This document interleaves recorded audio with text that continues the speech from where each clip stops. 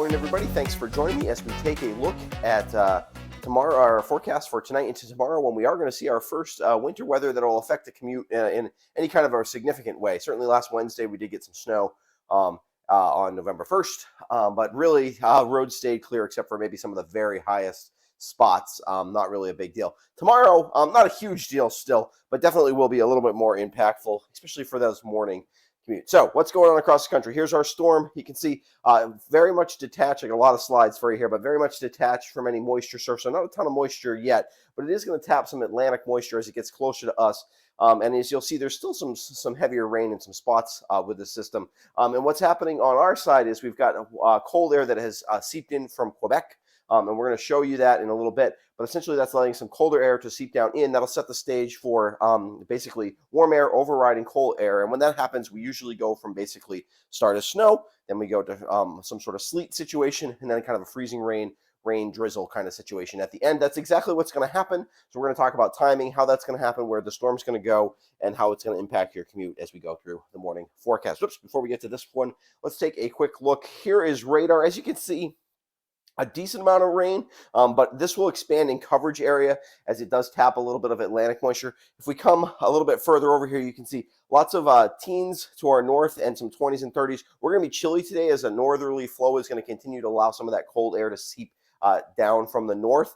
So temperatures really won't get warmer today than probably mid, maybe upper 30s in the valley locations, and then cool off pretty quickly in the evening before cloud cover really starts to thicken up, and we'll end up kind of somewhere in the upper 20s to start off the system as precipitation arrives after midnight, but kind of in earnest a little bit more in the 3 to 5 o'clock range, I would say, is when things really kind of start to get going. It's not going to be a huge storm either, right? This is only dropping liquid equivalent of maybe a third to half an inch. So even if it was all snow, which it will not be for anybody, it wouldn't be a huge deal.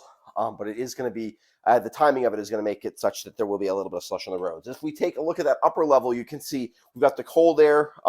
This is at the upper levels. This trough that is a dip where the system kind of pulls air to the south with a ridge behind it. Here's the system, and kind of the transition is where things are happening. And basically, we've got cold air being replaced by warm air. And again, when that happens, what that does is the warm air slides up over the top of the cold, dense air, and it leaves cold air below at the surface. And just as a reminder, right, when it's below 32, all the way from the surface to the clouds, then we get snow. But if the surface is below 32, but we have a warmer layer in there, depending on how thick the warm layer is and where it is, depends on what kind of precipitation.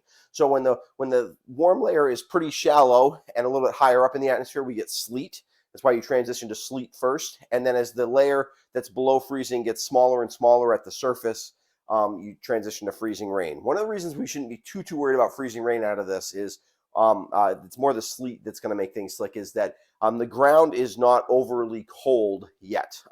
It will be below freezing to start. Pavement will cool off, but the ground right underneath, there's no frozen. We don't have any frost in the ground or anything like that yet. So that will that'll allow temperatures and roadways to stay better than they would if this setup happened a month from now when things are a little more frozen up. Maybe it would be a slightly slipperier situation. The sleet, though, that takes a little while to melt on the road. So if you get sleet of any kind of intensity, it will kind of make things slick.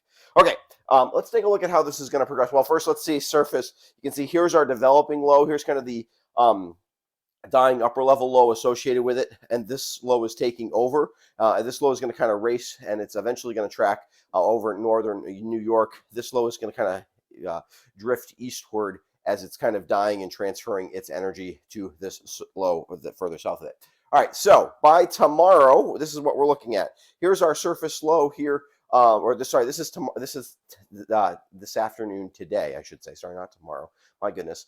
Here's our low that's dying. Here's our low that is going to start to track in our direction. You can see the warm front associated with it. And of course, as the warm front approaches, that is what's going to be the trigger for our precipitation.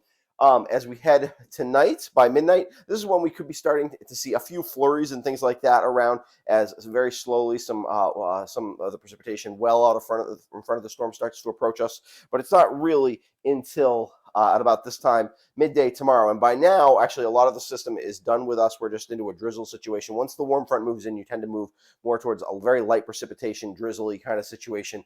And usually it's not going to be cold enough at that point for that to really be frozen. So by that point, things will be getting better pretty rapidly by midday on Thursday. If you want to take a look at what that looks like in terms of precipitation type, anything that's falling around 1 a.m., and this would be very light, at this point will be mostly snow with a little bit of rain. Some areas further to our south in New York, kind of the Hudson River Valley as you head south of Albany, that's going to be rain the entire time. But any of us in Vermont, southern Vermont, start as snow, but it will be very light at that point.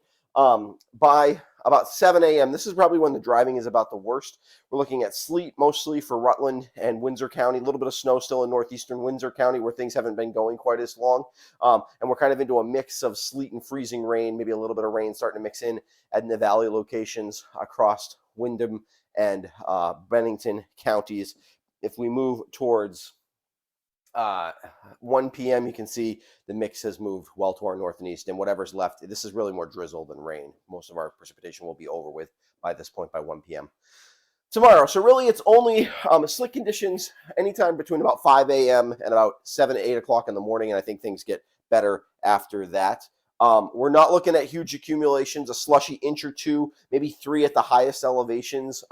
Lower valley locations, if you're in the Route 7 corridor, if you're over in the Connecticut River Valley, you're really just looking at mostly kind of a little bit of slush on the grass that maybe is kind of a coating that's probably getting washed away pretty early on, as higher elevations will hold on to the frozen precipitation a little bit longer.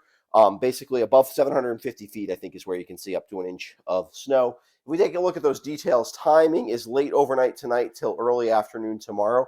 Snow changes to sleet, then to mix of freezing rain and rain. Slick road conditions are likely above 750 feet before 8 a.m. So that's places, if you're heading up Route 30, when you get to, I would assume, places like by the time you get to Newfane, I would start to be a little bit worried about potentially some of those road conditions. Even some of the hills, West Brattleboro, things like that could definitely be a problem. If you head further north of that, I think you get a little bit more overnight conditions if you head up into Windsor County. So even the lower locations, lower elevations there, I think you have a chance of seeing kind of slightly slick conditions early in the morning. So anywhere north of Springfield, I'd be worried about, even if you're down in the Connecticut River Valley. Route 7, I think, is actually probably the best spot. Bennington is, in terms of road conditions, Bennington, I think, will be fine in the morning. Even up to Manchester's probably fine, but you start heading up the hill to Bromley. If you start heading Route 9 east of Bennington at all, you don't have to go very far before it's going to get pretty slick. Certainly, as you head north of that, I think Rutland probably still could be a little slick, but particularly as you head to the hills east of town at all, it starts to get slippery. And certainly anything in the spine of the Green Mountains has potential to be a little bit slippery. So those are above 750 feet.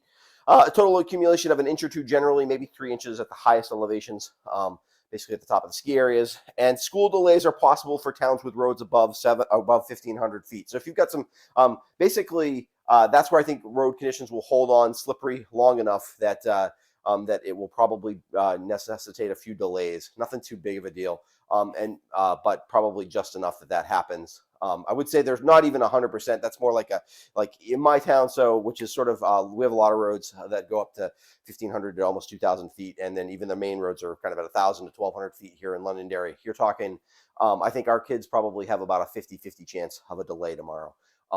Obviously that changes if you're in Bennington. I think you got almost a 0% chance of a delay.